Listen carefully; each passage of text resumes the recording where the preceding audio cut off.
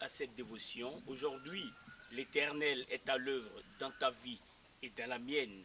Sa grande puissance se manifeste.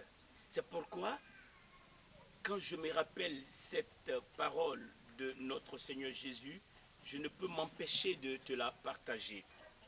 Tu es bienvenu à cette dévotion et donc prête attention à ce qui sera dit dans Jean 14 à partir du verset 1, que votre cœur ne se trouble point.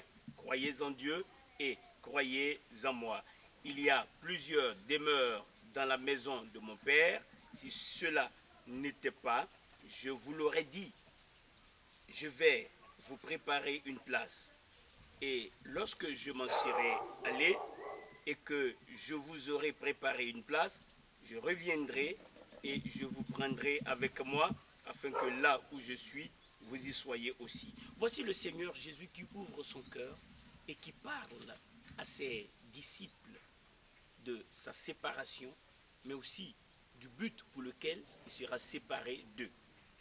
Mais il leur donne cette consolation, que votre cœur ne soit point troublé, et croyez en Dieu, croyez en moi. C'est extraordinaire de voir que notre Seigneur Jésus, avant de quitter les siens, il a pris du temps pour les encourager, pour les réconforter, car toute séparation n'est pas facile. Mais ce qui attire mon attention, c'est que ce qu'il a dit a suscité une interrogation, car il a poursuivi, il a dit, vous savez où je vais et vous en savez le chemin. Alors, cela a suscité une interrogation au niveau de Thomas. Thomas a dit, Seigneur, nous ne savons où tu vas. Comment pouvons-nous en savoir le chemin?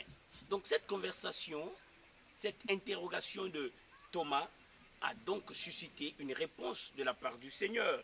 Et notre Seigneur Jésus lui dit, je suis le chemin, la vérité et la vie. Nul ne vient au Père que par moi. Si vous me connaissiez, vous connaîtriez aussi mon Père. Et dès maintenant, vous le connaissez et vous l'avez vu. C'est extraordinaire que le Seigneur Jésus parle du chemin et il parle du Père. Il dit, je suis le chemin, la vérité et la vie. Et il ajoute, nul ne vient au Père que par moi. Il est le chemin qui mène au Père. Mais tiens-toi bien, il ajoute au verset 7, si vous me connaissiez, vous connaîtriez aussi mon Père. Et dès maintenant, vous le connaissez et vous l'avez vu. Il a posé une seule question, quel est le chemin? Et il répond, je suis le chemin qui mène au Père. Je vais au Père. Et il ajoute quelque chose qui encore va susciter une autre question. Il dit, si vous me connaissiez, vous connaîtriez aussi mon Père, et dès maintenant, vous le connaissez et vous l'avez vu. Voici, cela n'a pas encore satisfait. Et Philippe, l'un de ses disciples, a pris la parole pour lui dire, Seigneur, montre-nous le Père et cela nous suffit. Maintenant, tu as dit que tu es le chemin qui mène au Père. Mais qui est le Père? Où est-il? Belle question. Jésus lui dit, il y a si longtemps que je suis avec vous et tu ne m'as pas connu. Philippe, celui qui m'a vu a vu le Père. Comment dis-tu, montre-nous le Père? C'est extraordinaire que, à travers cette conversation, nous pouvons recevoir la révélation au sujet du Père. Deux questions. Thomas voulait savoir le chemin qui mène au Père. Philippe voulait savoir qui est le Père. Et le Seigneur Jésus est le chemin et il est à la fois le Père. C'est extraordinaire de savoir, de réaliser ceci. Alors, au verset 10, le Seigneur vient pour apporter une lumière ce qu'il vient de dire. Il dit, ne crois-tu pas que je suis dans le Père? Ça aide à comprendre cette révélation au sujet du Père. Tout le monde voyait la personne de Christ.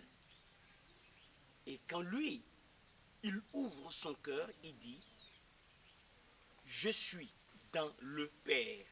Et il ajoute, le Père est en moi.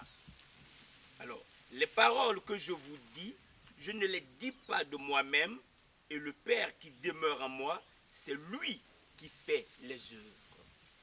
Alors, les yeux physiques pouvaient voir ce que Dieu veut que tout le monde voie. Les yeux physiques pouvaient voir une personne, Jésus-Christ. Mais Jésus-Christ enlève le voile des yeux pour que ceux qui sont si proches de lui puissent savoir que lui, il est l'incarnation du Père. Voir Christ, c'est voir Dieu. Ça, c'est merveilleux. C'est extraordinaire. Ça, c'est fondamental. Nous devons savoir ça. Il dit, je suis dans le Père et le Père est en moi. Cela doit être notre modèle. Notre corps doit être le temple du Saint-Esprit, le temple de Dieu. Tu n'es pas seul. Dieu est avec toi. Et à travers ce que notre Seigneur Jésus est en train de dire, nous pouvons comprendre cela. C'est le Père qui fait les œuvres. Il va faire des œuvres dans ta vie. Il est avec toi. C'est lui qui te soutient. C'est lui qui va pourvoir tes besoins. Crois en la présence de Christ en toi. C'est lui, dans la personne du Saint-Esprit, qui va te conduire aujourd'hui.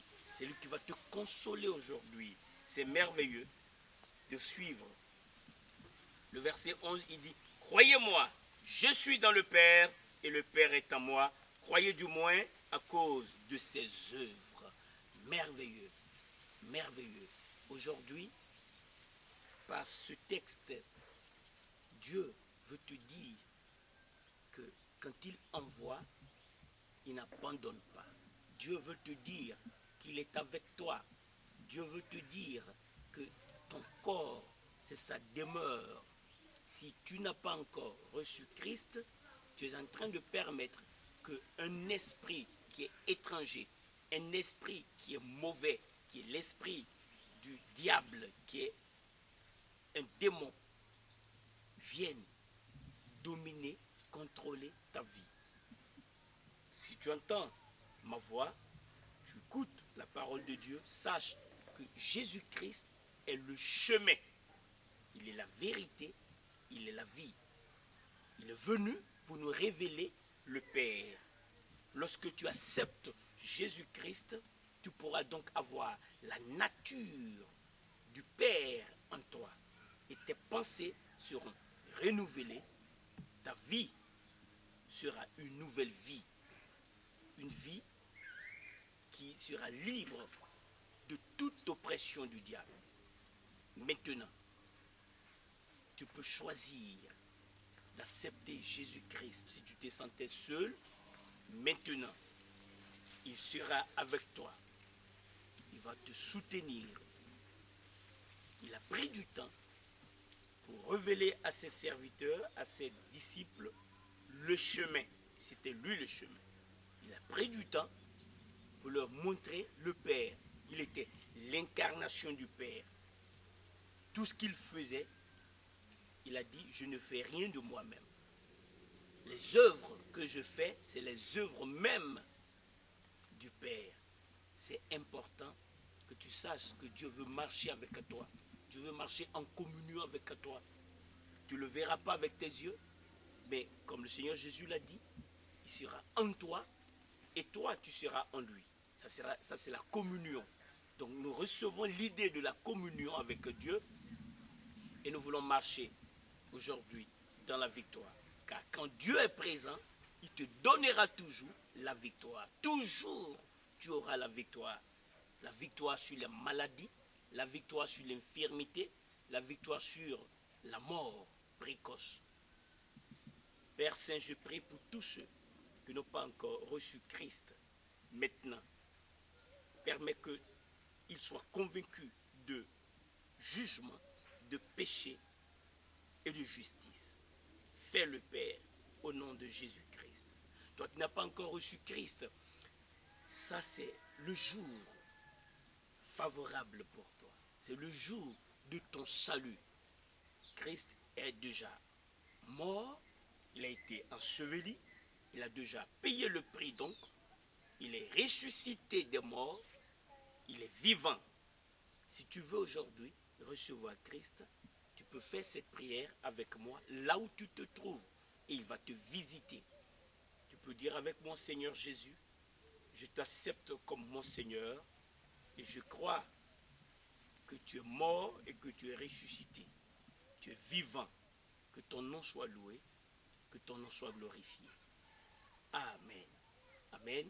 Que Dieu te bénisse pour cette prière que tu as faite.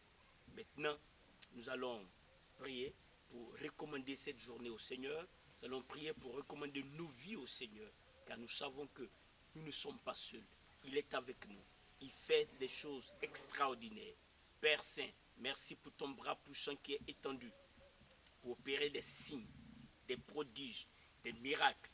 Pendant que nous écoutons ta parole, ton bras puissant est en train de guérir, est en train d'ouvrir des portes, est en train de relever, est en train d'opérer des merveilles. C'est pourquoi nous t'en remercions, nous te glorifions. Merci d'avoir écouté notre prière au nom de Jésus. Amen. Que Dieu te bénisse.